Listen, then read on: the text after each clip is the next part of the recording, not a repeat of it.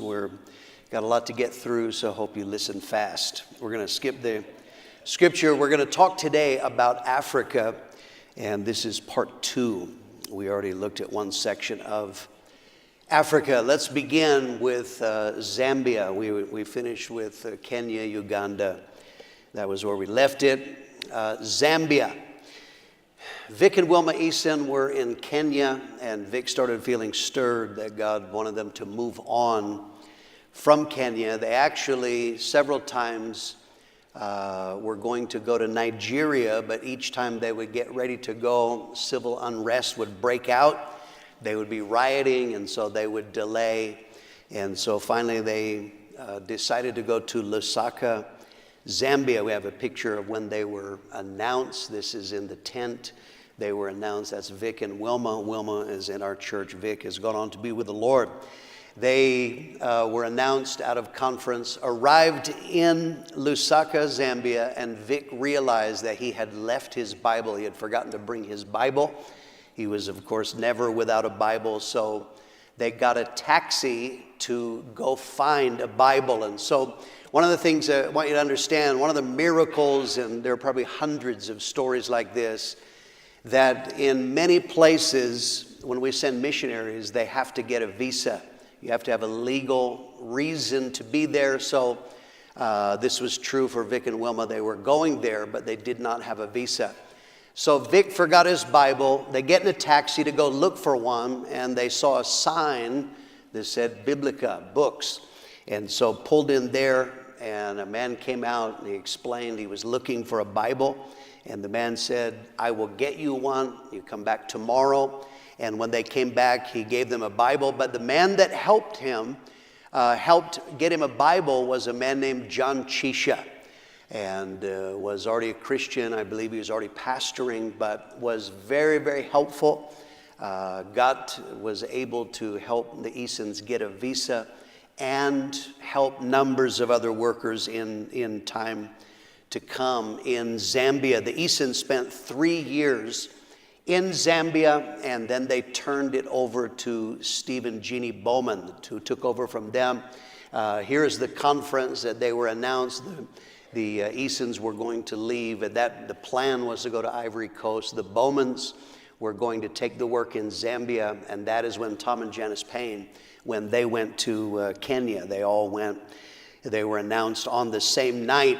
So Steve and Jeannie took over. We have a number of photos from that era in Zambia, and here they operated in a tent.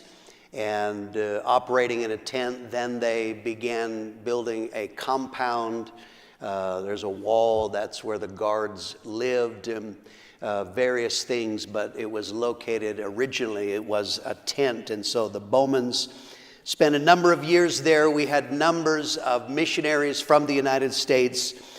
John and Molly Robinson, Larry and Debbie Elliott, Larry and Mona Mitchell, Barry and Dora Bales, Chuck and Arlene Hansen, Kevin and Joan Hanston were just some of those from the United States. Australia also sent a number of missionaries. We have some photos of these are early workers. Now we have African workers. Kevin Foley was there preaching.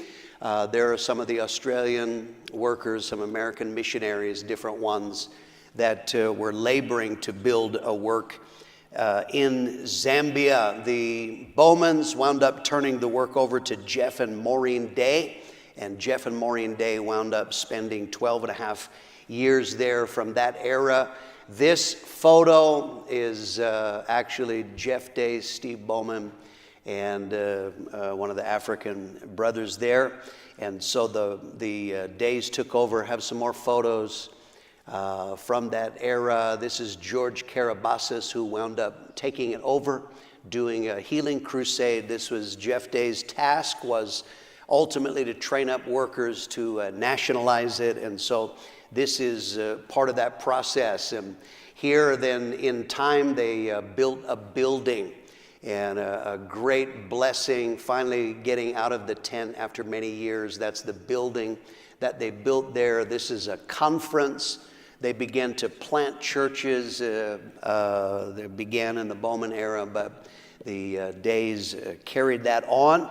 And then ultimately, here on the stage there, that is the three different generations, Jeff Day, Steve Bowman, and George Karabassis.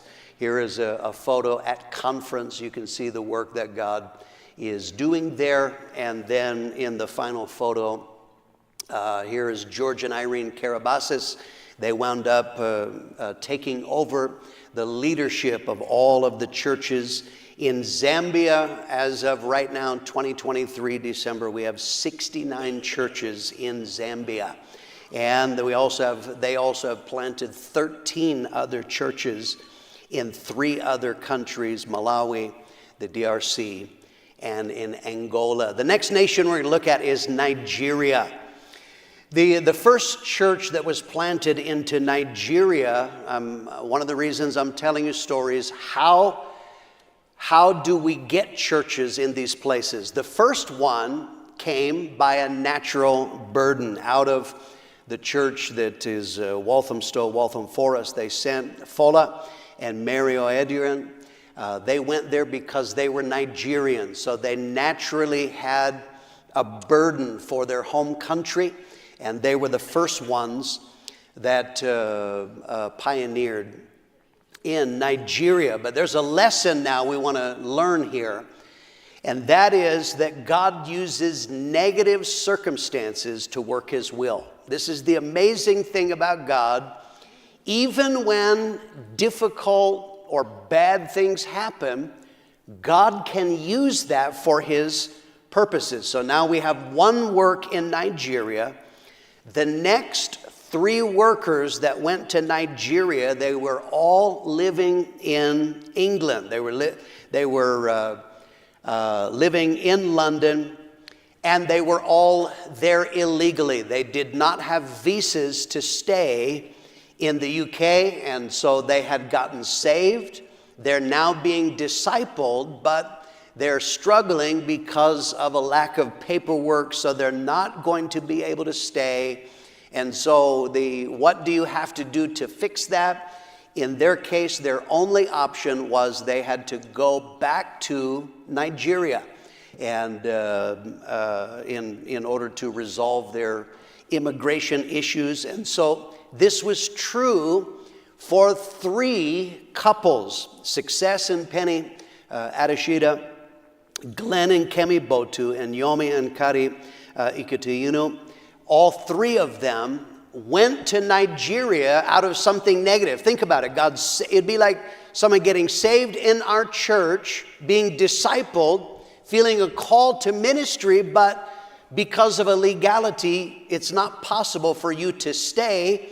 That seems bad, but God turned it into good, because all 3 of them wound up pioneering churches in Lagos, Nigeria. We have some photos from the early days here. This is top left, that is Success, Adeshida. Here are outreaches that they are doing. This is in the city of Lagos. I think there's another photo here now in different ones. You see Pastor Mitchell would go there to help them and to preach. Labored. They had various pastors' seminars. I don't know if in those days they originally had conferences, but he began to invest in that. I have a next photo here. This is after the early days. On the right is Nigel and Carol Brown, who oversees, he is the pastor of Walthamstow, who was sending workers and investing and helping them. These are now some of the early couples that were laboring, and then they began to plant churches. And so they sent this, "Your legacy has raised us well," and that was in honor of Pastor Mitchell. His vision from Prescott to Perth, West Australia, who planted in Walthamstow, Walthamstow planted in Nigeria, and that legacy moved on. They began to plant churches. Ultimately, they wound up having a conference, and in planting churches, making disciples. This is now in their conference. They're building a work for God. And then the next photo, we have Again, this is conference. These are workers that were announced, I believe, out of the last conference. And then the next photo, still these are workers being prayed for, that Glenn is being prayed for. He's the national leader. That is success going back. Glenn and Kemi Botu are now the leaders in Nigeria, something that came out of a negative circumstance. God has used, they're doing a great work there. There are now 23 churches in Nigeria. Zimbabwe is what we look at next. A worker was sent to Harare, Zimbabwe from Perth, West Australia. We planted Ron and Susie Burrell into Perth, and then over the course of time, out of the Perth church, later on a succeeding pastor sent a worker to Harare, Zimbabwe. And it's kind of interesting that they needed a place to meet. They were struggling. If you read Reinhard Bonnke's biography, and in that he tells about a massive 30,000 seat tent that he had. And so he had this, and at one point in time, part of it got damaged, but a 30,000 seat tent, not a lot of people can use that. And so, but it was so big, he met the worker there, and Reinhard Bonnke wound up donating a large portion of that tent, which was used by the church in Harare. We actually have a video of this. This tent is part of what Reinhard Bonnke donated. And obviously not the whole thing. But here, laboring to build a work. And this is in Harare, Zimbabwe. Next, we have some photos of the early days. And then here, people getting married, which is wonderful in Africa, where many times they will not get married, but preaching on righteousness. Here are workers. There are outreaches that they began to do. Exactly the same pattern that we did here was repeated in Perth, and the worker began to transmit that, and they're doing different language, probably different music, and yet the vision worked in Harare, Zimbabwe, exactly the same. Next photo, or as the next one, a video, I think, is now they began to make disciples. They built a building, and this is the building that they have built. This is their last conference. Darrell Elliott was there preaching, and so God has done a work. They're laboring there, and seeing this is on the other side of the world, Harare, Zimbabwe, in what God is doing there. And finally, as it comes to the right, a little bit more, move camera, here is the pastor, Isaac Madziviri. Next photo, if you go to it, is Isaac and Phyllis Madziviri. They are converts from that church, were discipled in that church, and now they have taken over. They're the national leaders. In Zimbabwe right now, we have 35 churches, plus they have planted 11 other churches in 3 different nations, in Malawi, in Botswana, and Mozambique. And one of the things I want to tell you that is incredible about that is in incredible financial difficulties. The inflation rate, it was at one point in time, one of the workers was telling me when they would go there to fill up the car with fuel, you had to have a briefcase, a suitcase of cash, because it was so worthless. And yet, the vision works. They're believing God, and we thank God. 35 churches in Zimbabwe, 11 churches in 3 different nations. Liberia. We sent a worker to Liberia in 1988. We have the original trumpet report, or one of the original trumpet reports. This is once he got going. This man was actually from outside our fellowship. One of our pastors met him, kind of grafted him in. He started the work in Monrovia, Liberia in 1988. He was not from our fellowship. He actually put things into the church that were not healthy. John and Esther, when he left, John and Esther Gooding went to take it, but there were some very odd things at work. It was explosive, and John and Esther had to leave. They kind of fled for safety's sake and had to leave. So initially, Liberia, it was not a great success, but one of the significant things in God's working, how he arranges things, is some of the original people that got saved in Liberia, they were not Liberian, they were from Sierra Leone. And that will become important when we look at that. The church went through great difficulties, but later on it was rebuilt with workers from Sierra Leone. And now they have made disciples and planted churches. We now have 9 churches in Liberia. Let's talk about Sierra Leone.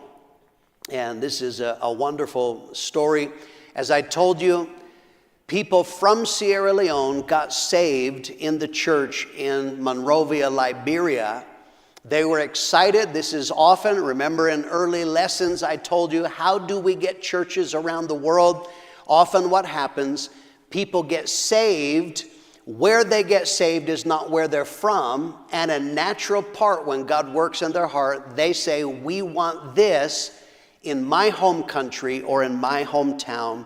And so they began to say, we want a church in Sierra Leone. Would you send a worker to Sierra Leone? And so this was they let Pastor Mitchell know this. And so he asked Pastor Harold Warner in Tucson, do you have someone that would be willing to go to Sierra Leone? Harold Warner asked Alvin Smith if he would go preach a crusade in Liberia. And he said, when you go to Liberia, why don't you also take a side trip to Sierra Leone and check it out while you were there? Alvin told me, he said, when he landed in Sierra Leone, as he stepped from the plane onto the ground, God spoke to him and said, you are home.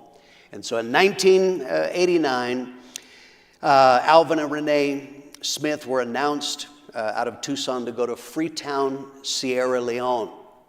At that time, so you have to imagine, he is been announced. At that time, he was pastoring the church in Athens, Georgia, and he worked at a school. He said he went into the cafeteria to eat lunch, and he heard some faculty speaking, and one of them had a very distinct accent, and so he went up to him and he said, where are you from? And the man said, I'm from Sierra Leone. And so Alvin said, here's God's interworking. Alvin told him, I am on my way to Sierra Leone to plant a new church. And so this man that he met at school invited Alvin and Renee over to his house for dinner and met them, wound up asking his brother in Freetown, this couple are coming to start a church, would you pick them up from the airport and you help them? The man picked them up at the airport, dropped them off where they were going to stay, and he said, I'll be back tomorrow to pick you up because I've gathered some people so you can preach to them. So this is what he did. He said that the teacher in Athens had a sister in Freetown, and in her house, they gathered people. He preached inside the house, opened the window, used the windowsill as a pulpit, and people sat in the yard. It's only the second day. He just arrived yesterday. The next day, he preached to them. And in that service was 2 men. One of them you'll see at conference, and you have seen him, Edward Safa was there, another man that became a pastor, Peter Dorr. Both of them were there, and the man that Alvin met in Athens, Georgia was Peter Dorr's uncle, and then it's at the aunt's house that he got there. We have some photos from the early days from that to supernatural beginning. That is, I believe that's Edward Safa doing the baptizing there, the one on the right. And here they're meeting, I think, in a school, if I remember right. But God began to save. God began to do a good work. They built a building. Next photo. This is part of the original building that they built in order to be able to meet in many African nations. There are just not facilities that you can go rent. And so they built a building because God was doing a good work. So our vision is not simply getting people saved, but it is discipleship. And Alvin Smith did a great job, is that as people got saved, he began to train workers in discipleship and ultimately planted a church. That's Alvin Smith, and there is the very first church that was planted out of Freetown, Sierra Leone. That is Edward and Rita Safa, who later on wound up, they're the national leaders now. But that is a milestone because it was the very first church ever planted in Sierra Leone. Many churches wound up being planted in succeeding years, and ultimately they wound up starting a conference, as is our vision. This is now a later conference meeting in the building there, and you can see that God has done a wonderful work. They're currently, because of the need, the work has grown so rapidly, they are currently in a massive building project. I got some photos of the building that they are building. And I can't remember the African style. I can't remember if they said it'll seat 3,000 or something. It's a very, very large building. But they're meeting in the bottom, building on the top. And so God is doing a fantastic thing. They just celebrated their 34th anniversary. That was just weeks ago. And you see Roman Gutierrez there. He is preaching at the 34th anniversary and the wonderful work that God has done. Next photo is Edward and Rita Safa. They'll be here in a few weeks. I believe he's preaching in conference, but they are now the national leaders. He was the one from the first day. He heard Alvin preach, got saved, became a disciple, first workers planted out. As you know, what's very interesting about Edward and Rita is that you know that they had civil war in Sierra Leone. The rebels came, and the rebels were wicked.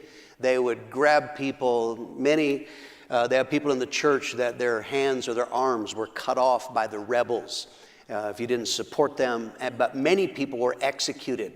They came one day to the Safa's house, and they took Edward Safa away to execute him. His wife, Rita, came running out after the rebels, weeping, begging them to not kill her husband.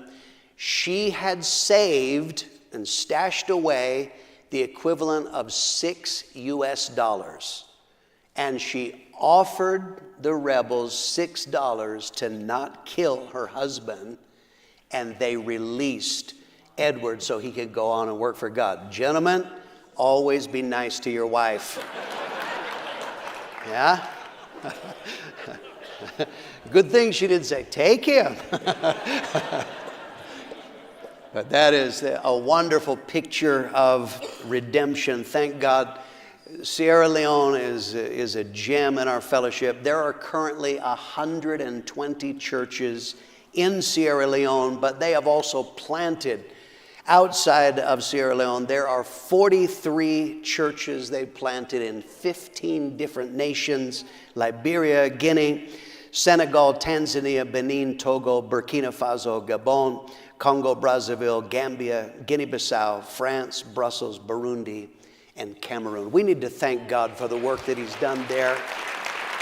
Thank God. Oh, thank God for his goodness. Amen. Namibia. Let's talk about Namibia.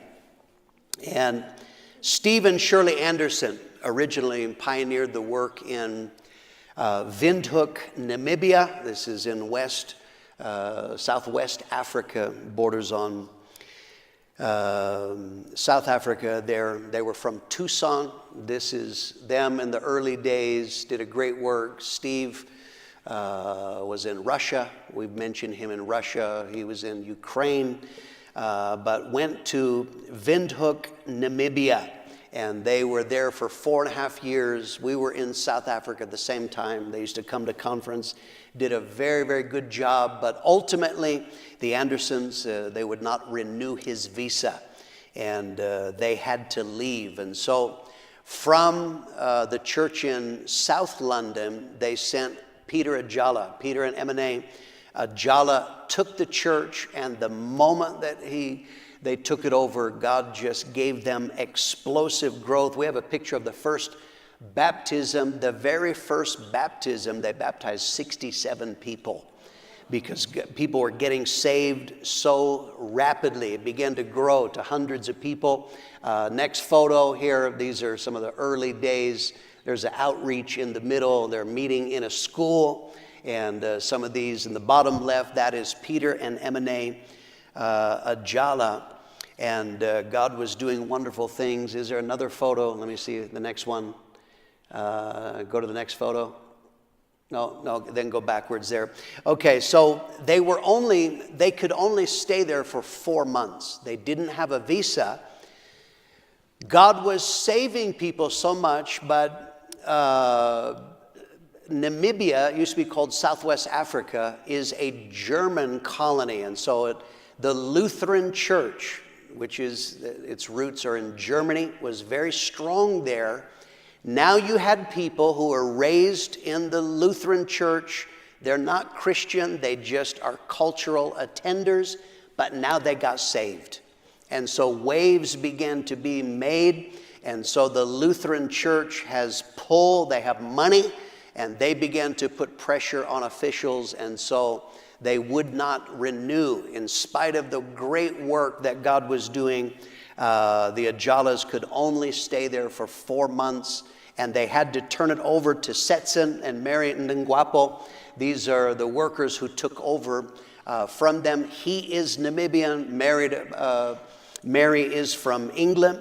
But they took it over, and in the circumstances of need, they were able to take that over. In time, they built a building. Tucson invested, helped them build this building out in the township in an area of poverty that originally started with, huts, tin shacks, and then it becomes a more formal settlement. But they built this building there, and they began to plant churches. And we have some photos from conference.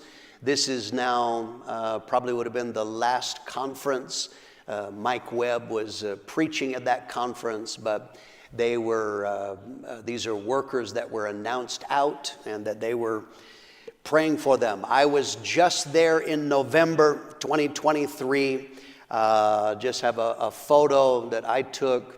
And this is on a Sunday that we're gathered together there to rally. All the workers came together and did that. And then we have the video from there. And they are saying, "Hello from Namibia." And they are very excitable people. They have a lot of fun in church. Amen. So there are currently 44 churches in Namibia, and they have planted another 4 churches in 3 different nations. They have workers in Angola, in Botswana, and in Germany. Let's talk then, final section, one that I'm familiar with, and that is South Africa. In the history of South Africa, this was the Dutch people who are Afrikaners are people of Dutch descent. They're the ones that were in government. The apartheid system, apartheid means separation, literally by law. The man who was the president at that time was a Dutch Reformed pastor, twisted scripture. He made that this was God's will to separate people, and it was a hard separation by law. In one day, they took everybody in 4 main categories. Whites, you could live wherever you want, but they took blacks, which to them, African is full black. They were forced to live, and it was illegal for them to live anywhere but in an African area. Colored is the third racial classification. Colored means mixed race. They're African and anything. And then Indian. Those are the 4 main ones. Very separated, very racist. It's an amazing history. During the apartheid era, the church in Zwolle, Holland, sent Steve and Janneke Delaporte to pioneer a church in Johannesburg. God bless them. Very difficult. They're trying. You have to understand the restrictions. There's rioting going on at that time, but curfews. It was illegal for people to be out after certain hours, but God bless the Delaportes. They went and they opened the way, tried to build a work during the apartheid era. 1994, apartheid fell. Nelson Mandela was released from prison, and in 1994, a miracle occurred. The end of apartheid. The ANC, the African National Congress, took over. Nelson Mandela became the president. And so what happened now, by law, all of the separation rules, the apartheid rules, went away. Now there was freedom. So we began to send workers. The first worker we sent to South Africa was in Cape Town, and very responsive. And so because of the very good response in Cape Town, this encouraged more church planting. Here's a lesson that we have to learn about our fellowship and from the Bible: responding to open doors. That when God opens a door, sometimes we plant workers by natural means. I have a burden. We plant workers by, I'm from there. But sometimes what happens is there is such a good response. We recognize that. How many of you agree we need to do whatever God is doing? Let's not make him do what we want to do. So when the response was so good, we began to send workers. We began to send more workers, multiple workers in the same conference. We have here a photo. There are the Myolas and the Oversons that were sent. They were sent the same night. Up above, there's Mike and Terry Sawyer, Joe and Heather Rice. They were sent the same night. There in the bottom right, there's Lisa and I and the Van Diermans. We were sent the same night. And so Pastor Mitchell, he is a strategist. Where the fishing is good, let's go there. And so he began to send lots of workers. Not only were we sending from America, the United Kingdom sent 2 workers, Holland sent 3, Australia sent 6 workers there. I want to tell you now, as I said, I'm familiar with South Africa. Let me tell you about our involvement, Lisa and I. We were teenagers in Perth, West Australia. That's where I met Lisa. We were being discipled in Perth, West Australia. At conference, we were watching a conference video of which the footage overseas was almost exclusively the Philippines. It was all about the Philippines, and watching a conference video about the Philippines, God spoke to Lisa and I both and said, I want you to go to Africa. Lisa told me later, God actually told her more clear than me, South Africa. But you gotta admit, we're teenagers, we're not pastors. We knelt at our chair and we said yes to God. We're willing to go to Africa. How is that going to happen? How's a little white boy from Prescott? I have no idea how that's going to happen, but we said yes. And so that would have been in the 1980s. 1995, we took over the church we had pastored before in Melbourne, area called Footscray, began to rebuild the work. We arrived in February. It's probably May. We had just finished back-to-back revivals. God was doing great things. And I'm the night after the second revival with Dennis Wright, I'm sitting in my office just rejoicing at what God was doing. And God spoke to me probably the clearest I have ever heard the voice of God, God said, I want you to go to South Africa. So before, when I was a kid, it was Africa in general. I want you to go to, I went immediately in and told Lisa, God just told me we're supposed to go to South Africa, but I have a good wife. She said, okay, I'm willing, but we just got here. And I don't think that would be good for the church. So she said, I think that it's not now, for later. And I said, okay, I agreed with that. And so we just filed that away and got on with building work. 1997, wound up, now the circumstances were right. We did go. And you saw we were announced to go to Johannesburg, South Africa. Johannesburg is massive. I grew up in Prescott. This was 13,000 when we moved here. Perth was larger, but still a nice country town is how it felt. Johannesburg, South Africa was bewildering. Where do you start in a city of, they don't even know how many people there. They claim 5 million. That would be very conservative, hard to count all the people in the shacks, but I went looking for Australia. That was my reference point. Where I had pastored the most was Australia. Found an area that looked kind of similar and began to open in an area called Mondior. And immediately now, I am up against the religious nature of South Africa. Australia, very godless. Very few people went to church. Now South Africa, drug dealers went to church. Everybody goes to church. And so we got people saved. They said the same prayer that I said, but they didn't get it. They had no conviction of sin. It produced no life change. They had no hunger for God. It messed with my head. And I told Lisa, I am not willing to mess with people like this for the rest of my life. If they're not getting converted, that's the basis. We can't do anything for God unless we have conversions. There's a lesson here. God will give supernatural direction to build his work. If you're in obedience to God, he'll guide you. Mike Sawyer knew that I was frustrated. He said, I met a man in an area called Eldorado Park. He was very friendly. Would you like to meet him? This is now a colored or mixed race area. I said, yes. We went to the Parks and Rec where he worked, introduced myself, talked to him just for a few minutes, telling him specifically, why am I here? We're here to get people saved, not like South African Christians, and he looked at me after just a couple of minutes. He looked at me and he said, you need to be here in Eldorado Park. He said, if you will come here, I will help you. And he did. He took me around to high schools and introduced me.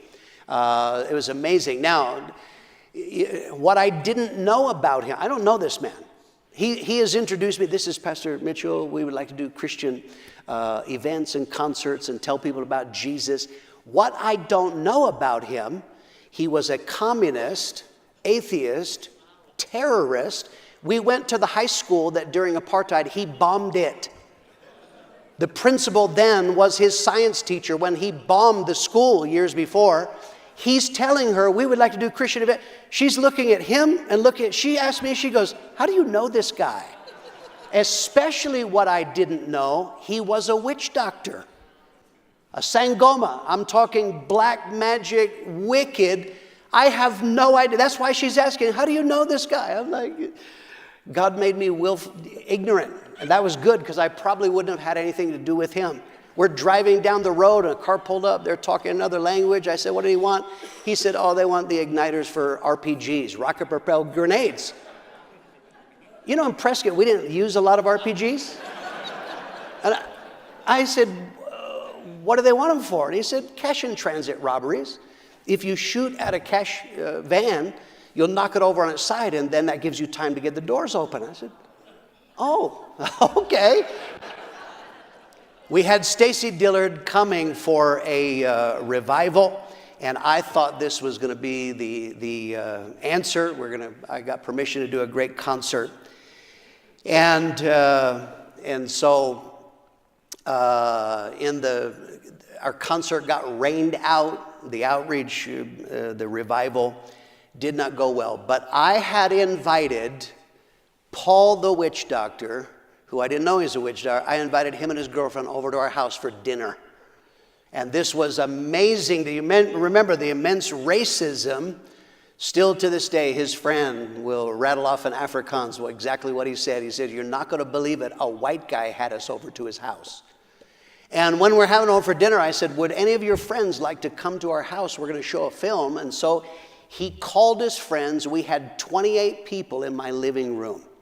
These are all colored. I want to tell you, my white neighbors freaked out, but that's too bad, because numbers of these people got saved. His good friends, the wife especially, Shauna and Cheryl Stellenberg, got saved in my living room, and Cheryl got the good. She was our only real convert that we had. Now, Stacy, we have the revival. It's not going well. He was supposed to preach the second week in Pretoria for another worker, but that man had white Afrikaners, and they told him, if you have a black man preach, no one will ever come to your church again. So at the last minute, he told Pastor Mitchell, I can't have him. So because we had a free week with Stacy Dillard, I asked Paul, I said, could you get us permission to have a tent set up in a park? And he said, yes, got us permission right in a main park. This is where people came to do drugs, fornicate, drink. We set up right there with no advertising. They finished, we went out for an hour. We passed out, maybe we put up, I think, a dozen posters and handed out maybe 35 to 50 flyers. But the first night in El Dorado Park, as an experiment, we had 65 people come out with no advertising. I think 35 of them got saved. The next night, we had 165 people come out. The next night, 220. We started in early December, and we kept it going. Stacy finished. I preached another week. Mike Sawyer preached another week. We went up until Christmas in this tent. We were supposed to be there for 3 days. We wound up staying there for 2 months. We just never left, and thank God South Africa, they're not big on rules, so we got away with it. I told Pastor Mitchell, I said, if you can get evangelists to come preach, I believe we could leave a solid work. And so in the month of January, we had Marty Carnegie, we had Jesus Becerra, and Rick Martinez. And we had 28 services in 30 days in the month of January. At the end of it, we had a church of 100 people. Just God began. It was a miracle work, yes. What was interesting is, as we're having this, Paul the witch doctor, who I don't know he's a witch doctor, he would come like to 3 out of 5 services, and he'd ask me the same question each night: how did it feel tonight? I said it felt tremendous. Hundreds of people are coming. I'm like, it's fantastic. And he would look puzzled, and he would tell me, tonight you had 3 witch doctors, 4 Satanists. He would tell me the number of witch doctors and Satanists that we had there each night. It never occurred to me to ask how he knew that. But God began to build the work there. At the end of it, we have some photos of a tent. I'm the guy on the left, if you're wondering.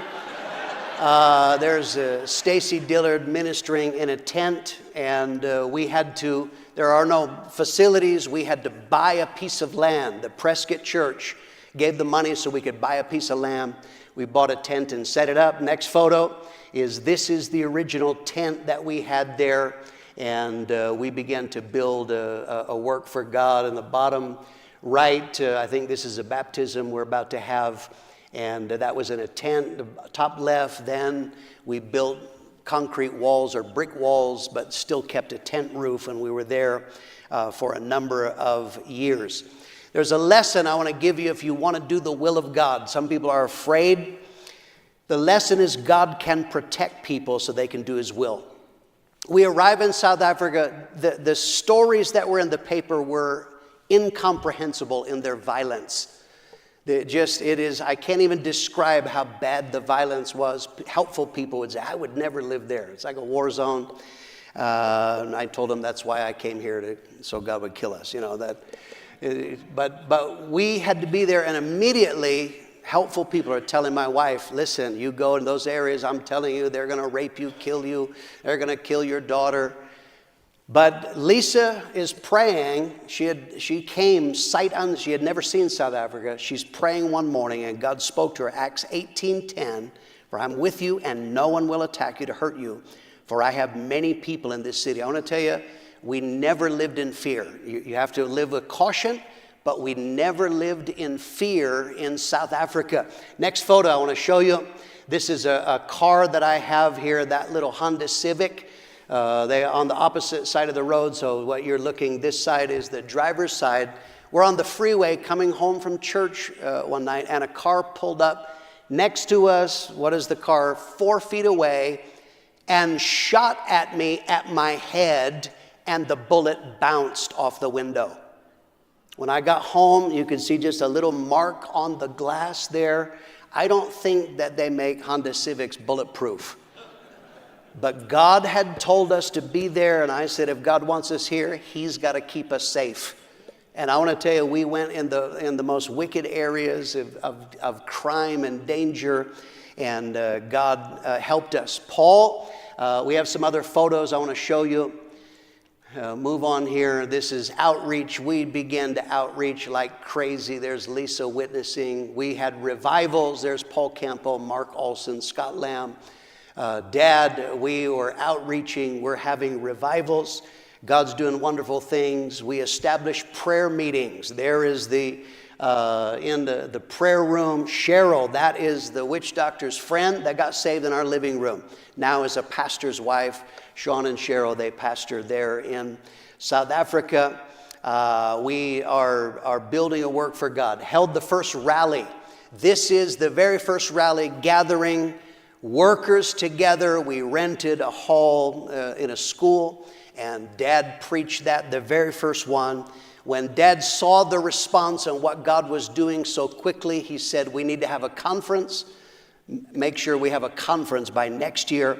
The next year we rented a hall, and this is the one hall we could rent in the whole area, and we had the very first conference in South Africa, and workers came from other places in Africa. There you see the crowds. Next photo.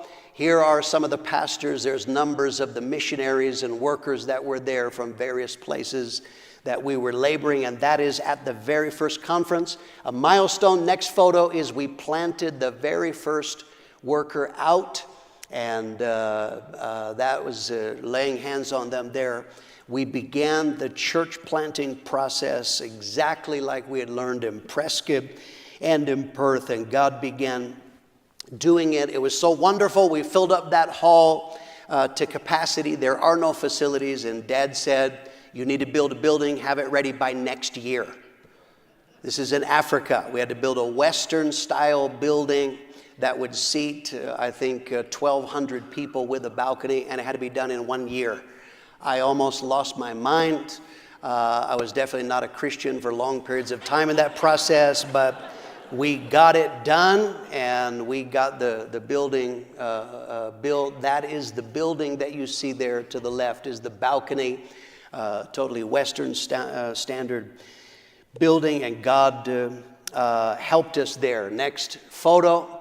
Here is in the building, Joe Rice, one of the early workers. Joe's converted, became a pastor in the city of George, is pastoring there.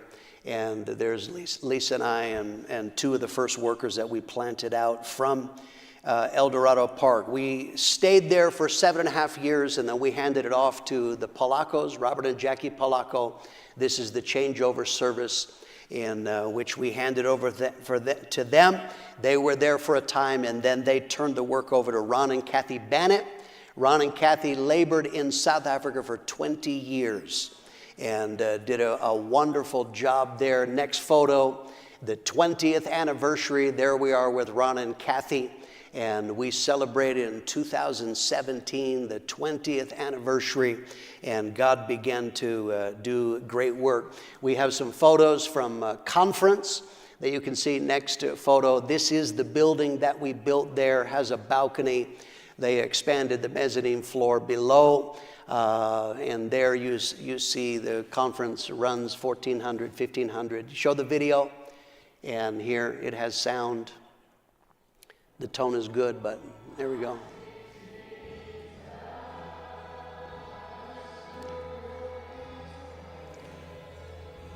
And there.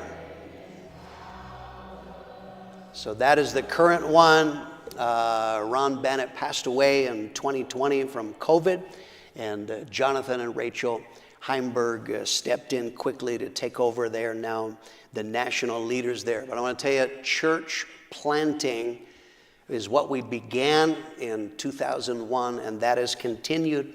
This is workers planted out in their last conference. Some of these are national pastors that themselves were planted out. Now they are church planting pastors, and they're doing a great work for God, and you see various works there. There are currently 109 churches in South Africa. There are also 24 churches that have been planted in 9 other nations: Botswana, DRC, Ethiopia, Ghana, Eswatini, Lesotho, Madagascar, Malawi, and Mozambique. And I want to tell you, South Africa is a miracle. From the hard racial separation, the absolute miracle that God has done is what you saw in that conference is all 4 races worshiping and building a work for God together. We need to thank God for the work that he's done there. Thank God. I was telling you about how God supernaturally led us through a man that was a witch doctor, and people who have no experience, like, how come you couldn't tell? That man on the left is the witch doctor, and that's why I couldn't tell. He didn't look anything like Tarzan movies, and didn't have a bone through his nose. But there on the right is his friend. Sean and Cheryl came and were saved in our house.